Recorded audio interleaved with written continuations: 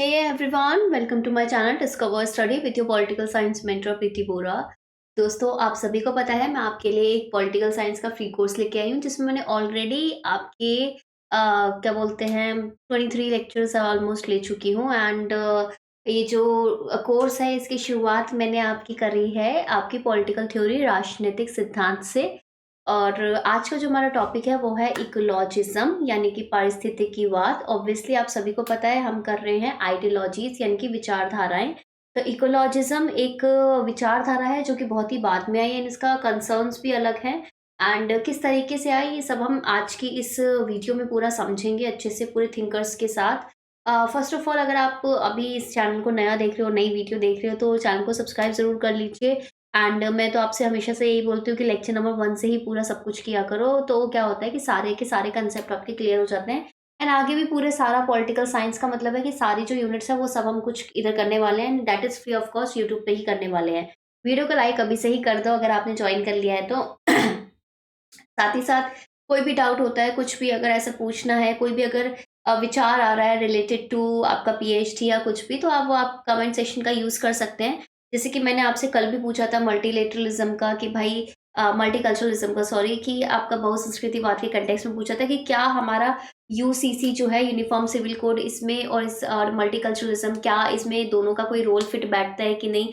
इस तरीके के कोई भी ऐसा कंटेम्प्रेरी इशू या कुछ भी सवाल होते हैं तो आप पूछा करिए क्योंकि उससे आपकी नॉलेज बढ़ेगी।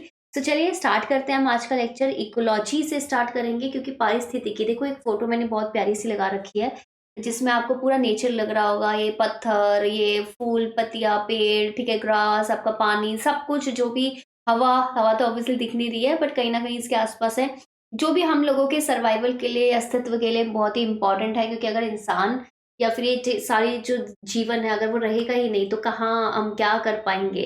तो वो सारी चीज़ें आपका कहीं न कहीं उनका कोई रिप्रेजेंटेटिव नहीं है क्योंकि ये सब चीज़ें खुद से तो बोल नहीं सकती। तो उसके लिए हम क्या लाते हैं कि एक विचारधारा लाते हैं क्योंकि हम तो उनके बिहाफ़ पे बोल सकते हैं ना। तो ये जो टर्म है इकोलॉजी, इकोलॉजी से यूजीसी नेट वालों को भी बहुत प्यार है बिकॉज़ ये जो पूरा टर्म है, ये सब कुछ है, ये क्या बोलते हैं एग्ज़ाम में काफ़ी बार आने लगे। जैसे पिछली बार डीप इकोलॉजिस्ट और शैलो इकोलॉजिस्ट पे क्वेश्चन आया था। इस बार आ गया कि भाई टर्म किसने कॉइन किया है। हमेशा इकोलॉजी पे अभी मैं देख रही हूँ कंटेम्प्रेरी इशू में क्योंकि क्लाइमेट चेंज बहुत ही इंपॉर्टेंट है तो इस वजह से इस पे क्वेश्चंस बहुत आ रहे हैं एंड मेरे को ऐसा अनुमान है, ऐसा दावा है मेरा, तो नहीं बोल सकते दावा, बट हाँ मुझे बहुत ज़्यादा इंट्यूशन ये आ रही है कि इस बार जो थिंकर्स है ना इकोलॉजिज्म के वो आ सकते हैं। तो बहुत ही अच्छी तरीके से इसको करना। ये जो टर्म थी इकोलॉजी बेसिकली इसको इसे गढ़ा किसने था, इसे कॉइन किसने किया था? कॉइन किया था आपके अर्न्स्ट हैकेल ने 1866 में। ईयर भी इम्पोर्टेंट है, पर्सन भी इम्पोर्टेंट है, ठीक है, ये सारी चीज़ें। और अगर मैं बात करूँ ये किस चीज़ से डिराइव है, इसको लिया कहाँ से गया है? ग्रीक वर्ड है ओकियोस, जिसका मतलब होता है हाउसहोल्ड, हमारा घर या फिर हमारा हैबिटेट, ठीक है ना? पारिस्थितिकी एक ग्रीक शब्द ओकस से लिया गया है जिसका अर्थ घर या निवास स्थान होता है। अच्छा, बाय द वे मैं आपको एक बात बताना भूल गई कि आपके जो पीपीटीज वगैरह हैं ये सब डिस्कवर स्टडी के ऐप में डल जाएगी, उधर से ले लेना और ऑल यूनिट्स नोट्स ज़रूर खरीद लो एंड 1-2 दिन में हम टेस्ट सीरीज भी लॉन्च कर देंगे तो उसमें ज़रूर एनरोल करना जिसमें first test free of cost होगा, ठीक है ना? पेपर 1 प्लस पेपर 2 दोनों। तो ये जो इन्वेस्टिगेशन है ना कि टोटल रिलेशन एनिमल का, कि हम लोगों का, हमारा ऑर्गेनिक यानी कि आपका जैविक और अजैविक ये जो इन्वायरमेंट है उसके साथ रिलेशन क्या है। तो ऑब्वियसली बहुत इंपॉर्टेंट है क्योंकि हम बोलते हैं ना कि अपना सब कुछ वही है, क्यों? क्योंकि उसके बेसिस पे ही हम जिंदा है। हमें जिंदा रहने के लिए सबसे इंपॉर्टेंट हवा चाहिए, पानी चाहिए, ठीक है, और खाना चाहिए, पेड़ों से जो ये सारा खाना मिलता है। तो ये सारी चीजें के लिए कौन रिस्पॉन्सिबल है, कौन जिम्मेदार है? ऑब्वियसली हमारा इन्वायरमेंट। तो ऑब्वियसली हमारा जो अस्तित्व है यहाँ पे वो इन्वायरमेंट की वजह से है, चाहे वो ऑर्गेनिक चीजें हो चाहे वो इनऑर्गेनिक चीजें हो, कहीं ना कहीं हम इन्वायरमेंट से बहुत ज्यादा एसोसिएटेड है। अगर अब हम एसोसिएटेड हैं, आपको पता है कि इन्वायरमेंट की भी एक क्षमता है, ठीक है ना? तो इन्वायरमेंट एक क्षमता से ज़्यादा तो किसी चीज़ को तुम यूज़ नहीं कर सकते ना। कोई ऐसा तो नहीं है कि खज़ाना है कि बार-बार जितना यूज़ करोगे उतना ही बढ़ता जाएगा, वो वाला सिनेरियो ही नहीं है। वो बात होती है कि स्पेसशिप अर्थ में हम जी रहे हैं। जैसे स्पेसशिप नहीं होता कि अगर हम कोई पर्सन स्पेस पे जाएगा, एस्ट्रोनॉट्स, तो उनको पता होता है कि इतनी ड्यूरेशन के लिए जाना है, तो ये मुझे खाना लगेगा, ये काम लगेगा, कि कौन सी चीज़ कैसे यूज़ करनी है, क्या करना है, वो सब कुछ पूरा कैलकुलेट करके सब कुछ चाहते हैं, ठीक है ना? उसी तरीके से हम बोलते हैं कि जो अर्थ है ना, अर्थ के पास जो संसाधन है, रिसोर्सेस है, वो ऐसा नहीं है कि अनलिमिटेड है, नहीं। अगर मैं बात करूँ कोयले की, तो कोयले को भी अरसों बरसों साल, मतलब मिलियंस बिलियंस साल लगते हैं, तब जाके अपने को कोयला मिल पाता है। तो अगर हमने एक बार में सारा ही निकाल लिया कोयला एनर्जी कर बनाने के लिए, बिजली उत्पन्न करने के लिए, तो आपको क्या लगता है? आपको लगता है लिटरली, अगर आपको लगता है क्या कि वो चीज़ आपको अनलिमिटेड मिल पाएगी? अगर हमने समझ लो आज कर लिया, तो हो सकता है ना कि भई कल, परसों, नरसों, मतलब कभी ना कभी तो वो चीज़ हट जाएगी, मतलब यूज़्ड हो जाएगी। उसके बाद आपके पास ऐसा होगा कि बहुत कम रिसोर्सेज़ होंगे और बहुत सारे लोग होंगे, तो कहीं न कहीं क्या होता है इस सिचुएशन में, अगर मैं इसको पॉलिटिकल साइंस में क्यों पढ़ रहे हैं एनवायरनमेंट की चीज़ें? बिकॉज़ तब क्या होता है, लॉ एंड ऑर्डर सिचुएशन होती है, अस्थिरता आती है एंड पॉलिटिकल अनस्टेबिलिटी बनती है। जहीं कहीं पे भी देख लो जहाँ पे सिविल वॉर हो रहा होगा, सही से सिचुएशन नहीं होगी, लॉ एंड ऑर्डर नहीं होगा, वहाँ पे संसाधनों के पीछे लोगों का, छोटे से संसाधन में बहुत सारे लोग, ये वाला वॉर ज़रूर होगा। तो कहीं न कहीं इस वजह से ये जो टॉपिक है, ये जो एनवायरनमेंट है, वो बहुत ही इम्पोर्टेंट हो गया है पॉलिटिकल पर्सपेक्टिव से भी, बिकॉज़ गवर्नमेंट के पास इतनी पावर है कि वो सब कोऑपरेट करके, सहयोग करके कुछ ना कुछ इसका सॉल्यूशन निकाल सकते हैं। स्पेसिफिकली जब से क्लाइमेट चेंज हो रहा है ग्लोबल वार्मिंग के परिणाम स्वरूप। 1 मिनट मुझे पानी पीने दो।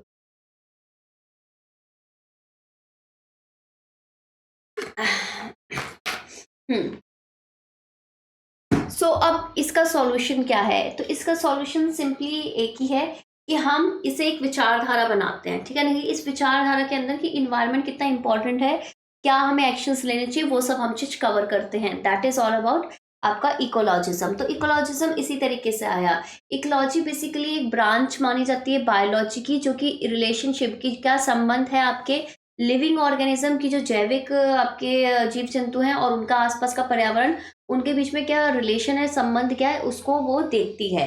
स्टेट ऑफ हमेशा बोलते हैं कि हार्मनी, एक बैलेंस होना चाहिए, कि एनवायरनमेंट भी बचा के रखना है, साथ के साथ आपको डेवलपमेंट भी करना है, ठीक है? और आपको पता है जब से इंडस्ट्रियलाइज़ेशन हुआ है, औद्योगिकरण हुआ है, उसके परिणाम स्वरूप आपको डेफ़िनेटली एक चीज़ आपने देखी होगी, वो चीज़ ये है कि कहीं न कहीं आपका एनवायरनमेंट, ग्लोबल वार्मिंग बढ़ी है, जिसके परिणाम स्वरूप आपके एनवायरनमेंट चेंजेज़ होने के कारण बहुत सारी चीज़ें हुई हैं, जैसे कि भई बर्फ का पिघलना, सी का लेवल, वाटर लेवल बढ़ना, जो छोटे क्या बोलते हैं आइलैंड नेशन होती थी, उनका डूबना, ठीक है? उसके बाद आपका बहुत सारे आप फ्लड्स हो गया, ड्राउट, सूखा पड़ना हो गया, ये सब चीज़ें हैं जो कहीं न कहीं इम्पैक्ट किसको करती है, प्रभाव किस पे डालती है? हम पे ही डालती है, इंसानों पे डालती है।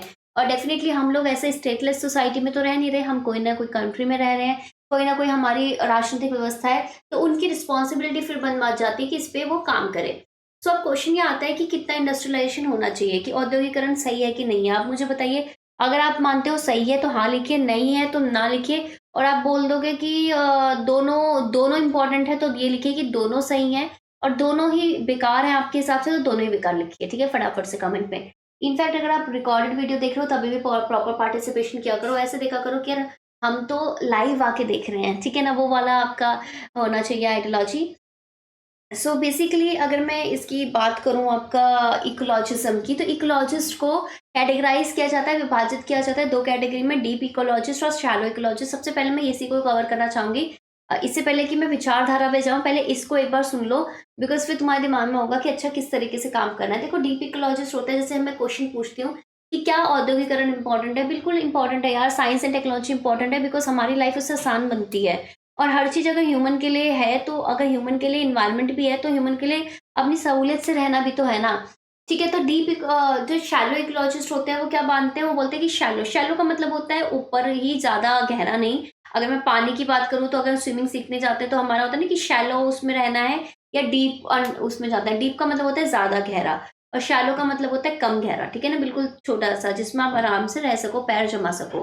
तो वो कह रहे हैं, जो अगर मैंने बोला शैलो है, जहाँ पे आप सिर्फ़ पैर जमा सकते हो नीचे फ्लोर पे, बिना डूबे वगैरह से, तो ये बोलते हैं कि हाँ, हम एनवायरनमेंट को बचाना चाहते हैं, लेकिन सिर्फ़ उस हद तक कि जब तक वो इंडस्ट्रियलाइज़ेशन के बीच में ना आए, यानी कि दोनों में एक बैलेंस होना चाहिए, और कहीं न कहीं इन इन लोगों के लिए डेवलपमेंट, इंडस्ट्रियलाइज़ेशन भी बहुत इम्पोर्टेंट है। दूसरा आता है डीप इकोलॉजिस्ट। डीप इकोलॉजिस्ट चाहते हैं कि भाई देखो, डेवलपमेंट, इंडस्ट्रियलाइज़ेशन तो सब कुछ सही है, लेकिन इसके परिणाम स्वरूप जो नेचर में नुकसान हो रहा है ना, उसकी भरपाई कोई नहीं कर पाएगा। तो इनके लिए क्या है, इनके लिए नेचर ज़्यादा इम्पोर्टेंट है डेवलपमेंट और आपके इंडस्ट्रियलाइज़ेशन से। सो इनके लिए क्या है, नेचर आपका सुपीरियर आएगा, यानी कि नेचर को तब तक बचाना है, नेचर के सामने, अगर नेचर के को खराब करने के सामने रास्ते में कुछ भी आ रहा है, तो ये उन सबको अगेंस्ट हो जाते हैं, ठीक है? This is deep ecologist. तो इकोलॉजिज्म आपकी ये जो पारिस्थितिकीवाद एक तरीके से एक विचारधारा बन गई। और मैंने जैसे बताया कि विचारधारा समाज में आती है, समाज गतिशील है, तो डेफिनेटली आपके समाज में जैसे-जैसे हमारा हमने कल भी पढ़ा है, परसों भी पढ़ा है कि फेमिनिज्म, मल्टीकल्चरलिज्म नई अवधारणाएँ आए क्योंकि हमें हमें अवेयरनेस आने लगी, अच्छा ये भी प्रॉब्लम है, ये भी प्रॉब्लम है। वैसे ही हमें समझ में आने लगा कि एनवायरनमेंट भी एक प्रॉब्लम है, जिसका सॉल्यूशन सोसाइटी के पास नहीं है, जिसका सॉल्यूशन आपका इकोनॉमी वगैरह के हिसाब से नहीं है। बिकॉज़ इसमें जो सबसे बड़ा अभी हमें सॉल्यूशन चाहिए, वो ये चाहिए कि जो पॉलिटिकल रूप से लोग इसकी ओनरशिप लें कि हाँ, हमने गलती की है, इसको सुधारना है। ठीक है ना?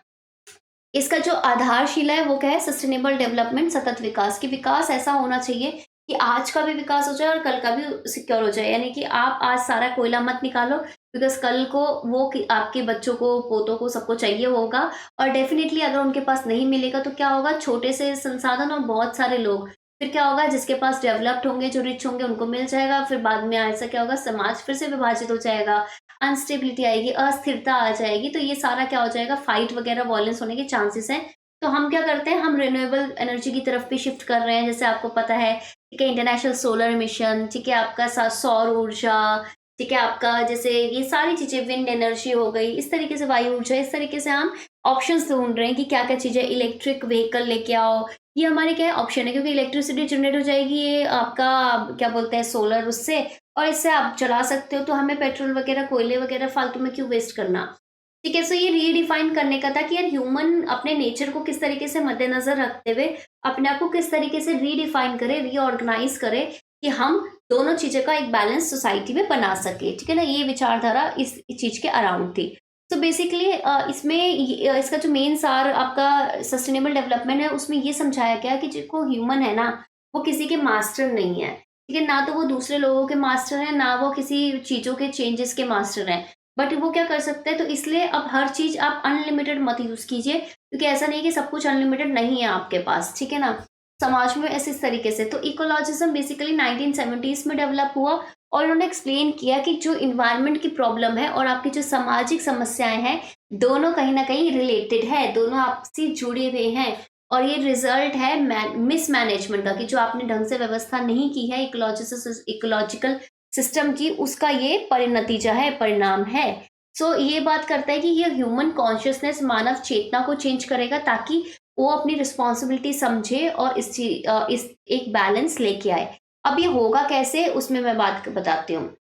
सो बोलते हैं कि अगर मैं बात करूँ, अगर मैं देखो, बाकी रिलीजन का तो हम बात कर सकते हैं, लेकिन मैं अपना पहले अगर मैं अपनी बात करूँ तो ये तो मैंने खुद देख रखा है। हिंदुइज़्म की मैं बात करती हूँ। हिंदुइज़्म में आप सभी को पता है कि कुछ पेड़-पौधे, ये बोला जाता है कि यार वो बहुत ही शुभ होते हैं। जैसे तुलसी का पेड़ हो गया, ठीक है? इस तरीके से हम काफ़ी सारे केले का पेड़ हो गया, हम बहुत सारे पेड़ की पूजा करते हैं। अब ये क्यों करते हैं? देखो, क्योंकि ये कहीं न कहीं हमारा कल्चरल संस्कृति का पार्ट है, कहीं न कहीं हमारे रिचुअल्स, परंपरा, कर्मकांड, इन सब का पार्ट है, ठीक है ना? तो अगर हमने ये बनाया है, इसका मतलब क्या है कि ये पेड़-पौधों को बचा के रखना है, ठीक है? कहीं न कहीं। तो एक तरीके से अगर मैं बात करूँ कि पेड़-पौधों को आप भगवान मानना, अर्थ को, हमारी ये जो धरती है, इसको मदर की तरह ट्रीट करना, माता मानना, ये कहीं न कहीं हिंदुइज़्म, बौद्धिज़्म, ताओइज़्म और भी बहुत सारे रिलीजन में आपने देखा होगा। अब ये क्यों माना जाता है? ताकि लोगों में एक सेंस आए। रिलीजन हमें क्या सिखाता है? ज़िंदगी जीने का तरीका, कि आपको अपनी ज़िंदगी कैसे जीनी है।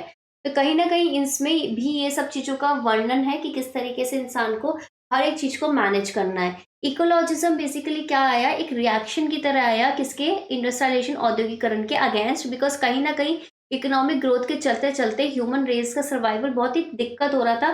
बिकॉज़ उसके चलते आपको ग्लोबल वार्मिंग बढ़ रही थी। ग्लोबल वार्मिंग के चलते आप सभी को पता है कि कितने सारे चेंजेस आ गए हैं। आपका समर का पीरियड बहुत ज़्यादा हो जाता है, विंटर्स बहुत छोटी हो जाती है, एंड बहुत ही अचानक से बाढ़ आ गई, अचानक से सूखा पड़ गया। इस तरीके से बहुत सारे इवेंट्स आपने देखने को सुने हैं, बहुत सारे नेचुरल डिज़ास्टर आपने देखने को सुने हैं। सो हमें ये डेवलपमेंट तो करना है, लेकिन डेवलपमेंट में से पहले हमें क्या चाहिए? एक ऐसा प्लैनेट चाहिए जिसमें आप रह सको। ठीक है ना?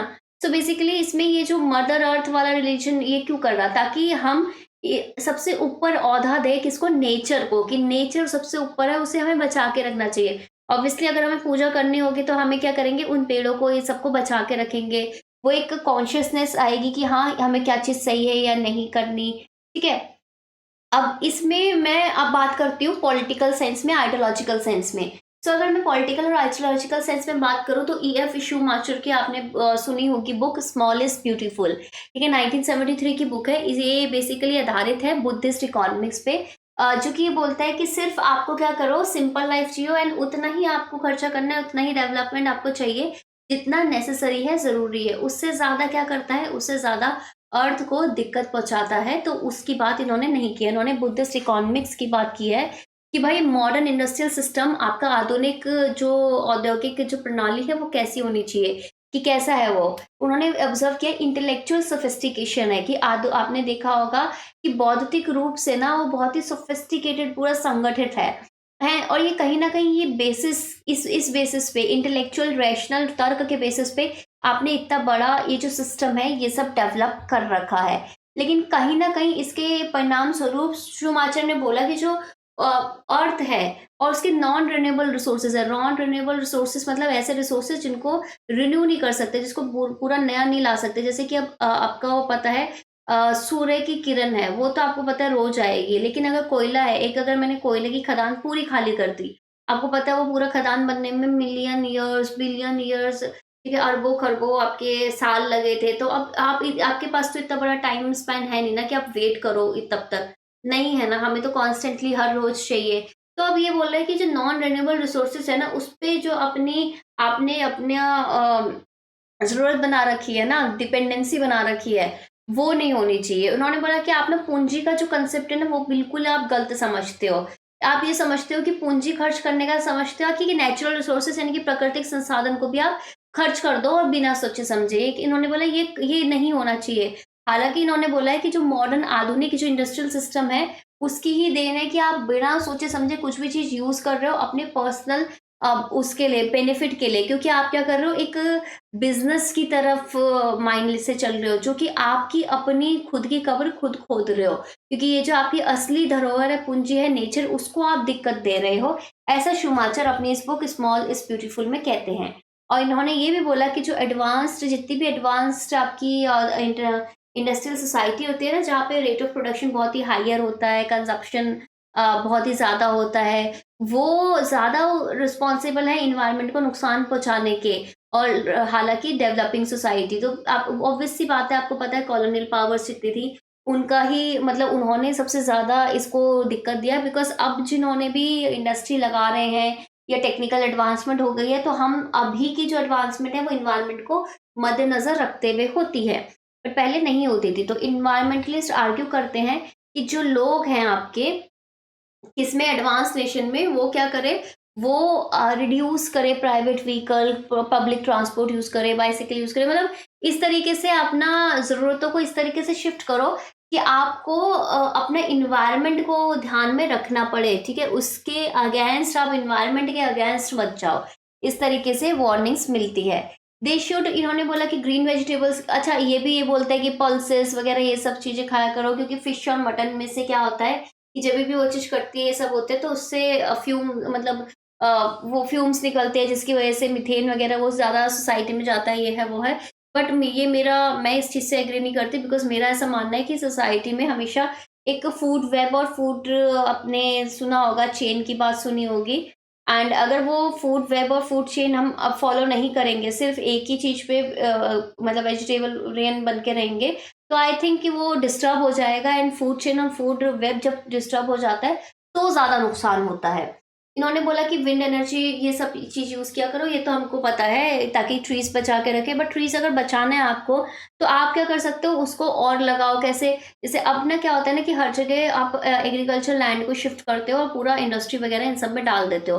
तो ये चीज़ मत करो। हम सबको पता है कि जो ऑक्सीजन है वो लिमिटेड है, वो उसका ये सोर्स है, इसको बचा के रखना है, तो उसको किस तरीके से करना है वो चीज़ आपको पता होनी चाहिए।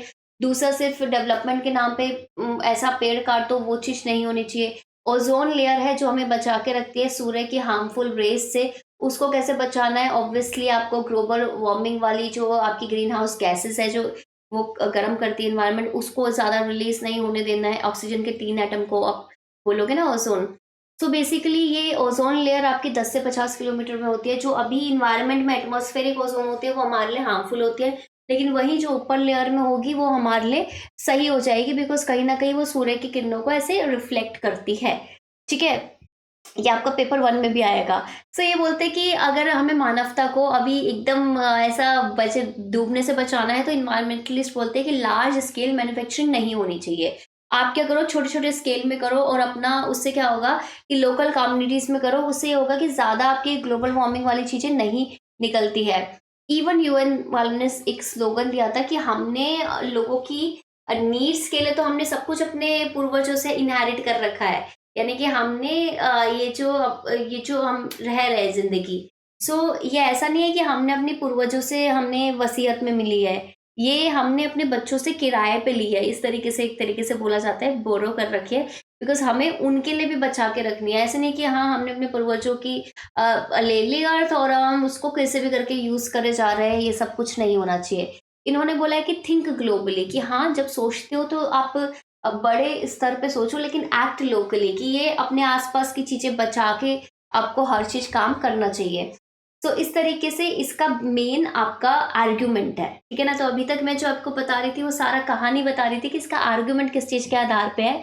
अब अगर हम बुक में पढ़ें कि हमने थ्योरी के हिसाब से किन्होंने इस पे काम किया, तो शूमाचर का भी जस्ट मैंने आपको बोल रखा है। रेचल कार्सन की बात करती हूँ। One of the earliest book है रेचल कार्सन की, द साइलेंट स्प्रिंग।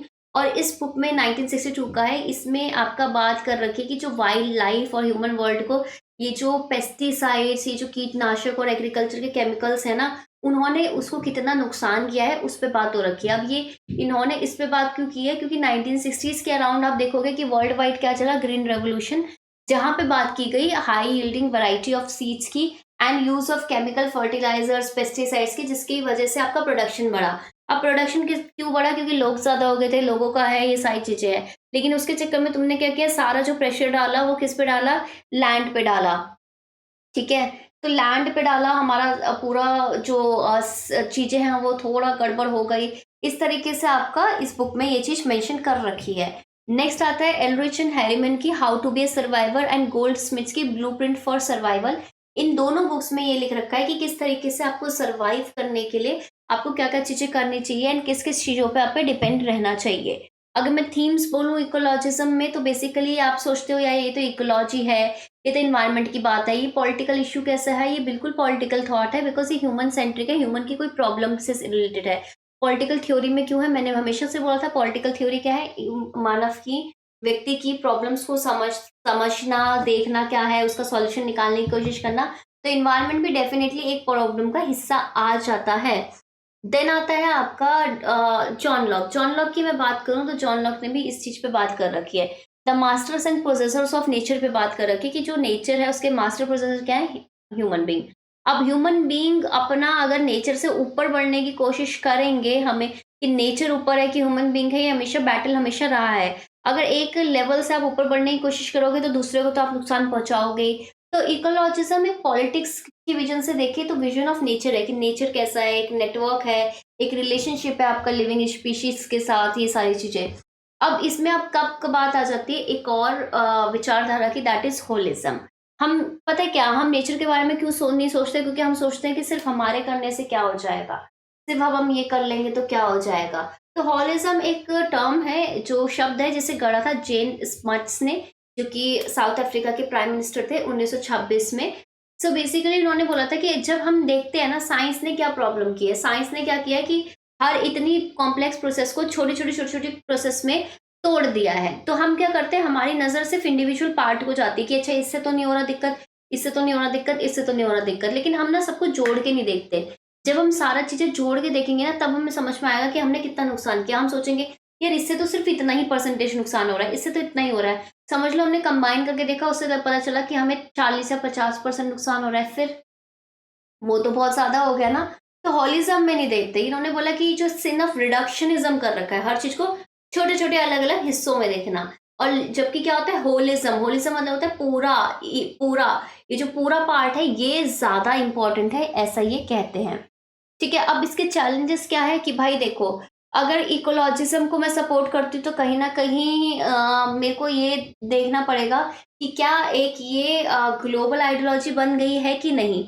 दूसरा, अगर इंडस्ट्रियल, अगर मैं बोलूँ इकोलॉजिज्म की इन्वायरमेंट को बचाना है, तो इसका मतलब ये थोड़ी ना कि आज ही के आज मैं कंस्ट्रक्शन डेवलपमेंट कम करा दूँ या इकोनॉमिक ग्लोबलाइजेशन और हाइपर इंडस्ट्रियलाइजेशन, ये सारी चीज़ें हैं कि इस सब चीज़ों को मैं कैसे काम करूँ और मैं ग्रोथ के अगेंस्ट कैसे काम करूँ। ग्रीन का मतलब ठीक है, ऐसा थोड़ी ना है कि सिर्फ रूरल वालों को है, अर्बन वालों को भी तो पेड़-पौधे ये सब लगाने चाहिए। क्यों ना एक बेटर स्मार्ट सिटी प्लानिंग क्यों नहीं हो सकती?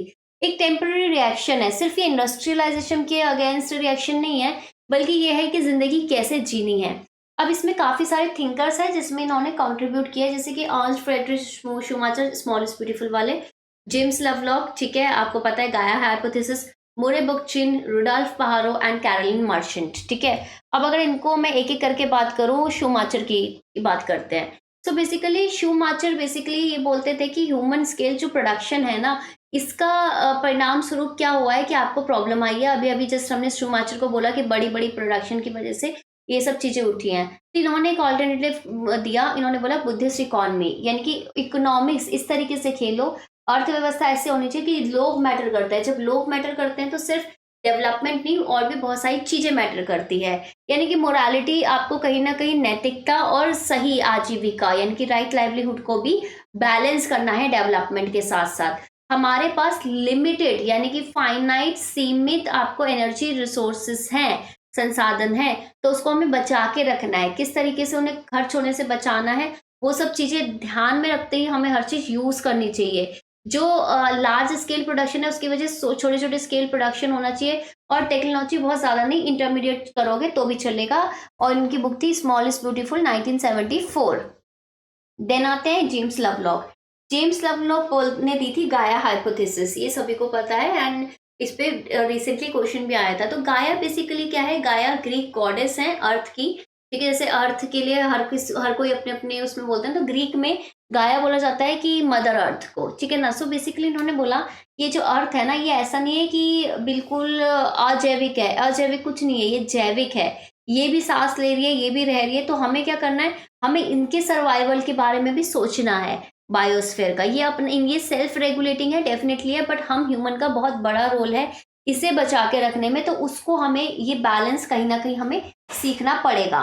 इन्होंने लेकिन इसका मतलब ये नहीं है कि आप औद्योगिकरण या फिर आप तकनीकी जो भी चीज़ें हैं, उनके खिलाफ हो जाओ। ऑब्वियसली इनके अगेंस्ट ये नहीं थे, तो ये आपका बहुत बड़ा पॉइंट है कि जेम्स लवलॉक ने कभी इनको अपोनेंट नहीं कहा, लेकिन इन्होंने बोला कि इसको हमें सोच समझ के यूज़ करना है। ऐसी टेक्नोलॉजी को यूज़ करो कि हमारा काम भी हो जाए, डेवलपमेंट भी हो जाए और हम दिक्कत भी ना हो। जैसे कोल वगैरह से एनर्जी बनाने की बजाय आप क्या करो, रिन्यूएबल रिसोर्सेज से बनाओ, ठीक है? आप क्या बोलते हैं, सोलर एनर्जी से बनाओ, तो हमारा टेक्नोलॉजी यूज़ हुई है, हमारा इंडस्ट्रियलाइजेशन यूज़ हुआ है, बट हमने नुकसान नहीं किया बल्कि फ़ायदा ही हुआ है, ठीक है? अर्थ को बेसिकली इस तरीके से ट्रीट करो कि हम पूजा करते हैं इसकी। गाया 1979 की बुक थी। A rough rule to the future आपका क्या है 2014 की बुक थी।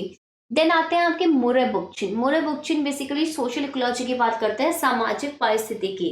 बेसिकली अगर मैं बात करूँ सामाजिक, क्यों? क्योंकि हर एक चीज़ अगर मैं बात करूँगी कि उस चीज़ को कैसे यूज़ करना है, कैसे उस चीज़ पे खड़े उतरना है, क्या रूल्स होंगे, क्या रेगुलेशंस होंगे, सब कुछ सोसाइटी में बात होती है। एक हायरार्की होती है, सोसाइटी जिस तरीके से बात करती है, उस तरीके से ही चलना पड़ता है। तो उन्होंने इस चीज़ पे फ़ोकस किया। इनकी बुक थी scarcity anarchism and the ecology of freedom, ठीक है ना? नेक्स्ट आ जाता है आपका इसमें कि भई जो इकोलॉजिकल प्रिंसिपल्स है ना, वो सामाजिक संगठनों में आप यूज़ करो। जैसे कि अगर हम अगर अपने बच्चों को ये सिखाएँगे या अपने आस-पास के, मैं अपने स्टूडेंट्स को बात करूँगी, फैमिली में ये सिखाया जाएगा कि पेड़ लगाने हैं, ये करना है, वो करना है, तो उसकी जो कंडीशनिंग है बच्चों की वही होगी एंड जो नई जनरेशन आएगी वो हमेशा एनवायरनमेंट कॉन्शियस होकर हर डिसीजन लेगी। ऑर्गेनिक फैब्रिक जो सोसाइटी और नेचर वैसे भी ये कह रहे हैं कि बहुत ही रिलेटेड होते हैं, तो उस चीज़ को हमें रिकॉग्नाइज़ करना चाहिए। देन आ जाते हैं हमारे पास रुडोल्फ पारो। तो बेसिकली इन्होंने एक तर्क दिया था कि जो पूंजीवाद है ना, वही इकलौता आपकी जड़ है आपके एनवायरमेंटल पर्यावरण वाली सारी दिक्कतों की। और ह्यूमन सर्वाइवल ना के लिए, हमें मानव सर्वाइवल के लिए, अस्तित्व के लिए सोशलिज्म यानी कि समाजवाद की तरफ रुख कर देना चाहिए, बिकॉज़ वहाँ पे कहीं न कहीं आपको सामाजिक न्याय भी है और आपका पर्यावरण की स्टेबिलिटी भी है, ठीक है? स्थिरता भी है। तो ये रुडोल्फ पारो सोशलिज्म को सपोर्ट करते थे।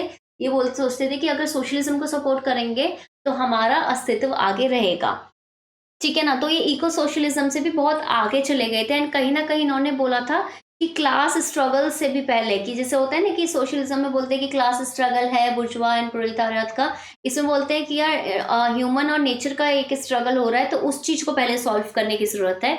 इनकी बुक थी socialism and survival and from red to green, और इन्होंने बोला था कि जेंडर ऑपरेशन और डेथ ऑफ नेचर ना कहीं रिलेटेड है, क्योंकि इनका मानना था कि जैसे जो फीमेल है वो नेचर से थोड़ा क्लोज रहते हैं, एंड अगर फीमेल के हाथ में कभी भी डिसीजन मेकिंग पावर आएंगी तो डेफिनेटली वो नेचर को मद्देनजर रखेंगी, ठीक है, क्योंकि उनमें एक वार्मथ वगैरह होती है, एंड उनमें एक नर्चर वाला बिहेवियर है, केयर वाला बिहेवियर है नेचर के थ्रू। तो कह रहे जितना जितना वुमेन का ऑपरेशन होता है, ठीक है, उतना उतना क्या होता है कि नेचर का भी ऑपरेशन कहीं ना कहीं हमें देखने को मिला है। तो ये सोशलिस्ट फेमिनिस्ट अगर आप बात करोगे एक साइंटिफिक रेवोल्यूशन इस तरफ से, तो डेफिनेटली इन्होंने बोला है, और इन्होंने ये भी बोला है कि ये इसका नतीजा क्या है कि वुमेन कि मेन अपना आधिपत्य जमा रहे हैं, दैट इज वाई आपका ये सब चीज हो रहा है। नेक्स्ट कैरोलिन मर्चेंट की अगर मैं बात करूं, तो इकोलॉजिकल रेवोल्यूशन की बात करती हैं, ये रिस्ट्रक्चर करते हैं कि जेंडर रिलेशन, इनका भी यही कहना है कि जिस हिसाब से जेंडर के रिलेशन आपके चेंज होंगे उस हिसाब से आपका नेचर और ह्यूमन के बीच में जो रिलेशन है वो भी चेंज होगा। डेथ ऑफ द नेचर और रेडिकल इकोलॉजी इनकी बुक है ये तो, ठीक है, समझ में आ गया। So that was all about आपका इकोलॉजिज्म में मैंने आधार वगैरह करा, ये सब चीज जितना आपको फैक्ट बता रखे हैं ना अलग अलग थिंकर्स के बारे में, उनकी बुक्स के बारे में, ठीक है, और क्या उसका आधार है, उससे ज्यादा नहीं आता, ठीक है, और बेसिकली अगर आएगा भी तो थोड़ा कंसेप्चुअल क्वेश्चन आएगा, एंड कंटेम्प्रेरी और आईआर वाला आएगा, वो मैं आपको बता दूंगी जब मैं ये सारे टॉपिक्स कराऊंगी, ठीक है। सो अभी के लिए इतना ही। आप सभी को पता है 8:30 बजे रोज क्लास होती है, तो 8:30 बजे आ जाया करो फर्स्ट। दूसरा, लाइक कर दिया करो। तीसरा, कमेंट में जो भी डाउट्स है वो पूछिए, ठीक है, सब्सक्राइब कर लीजिए channel, and most importantly share कीजिए, बिकॉज अगर आप शेयर करेंगे तभी ये सारी चीजें कंटिन्यू रहेगी सीरीज डेफिनेटली, बट आपका सपोर्ट डेफिनेटली लगेगा, ठीक है। Bye bye, take care, have a nice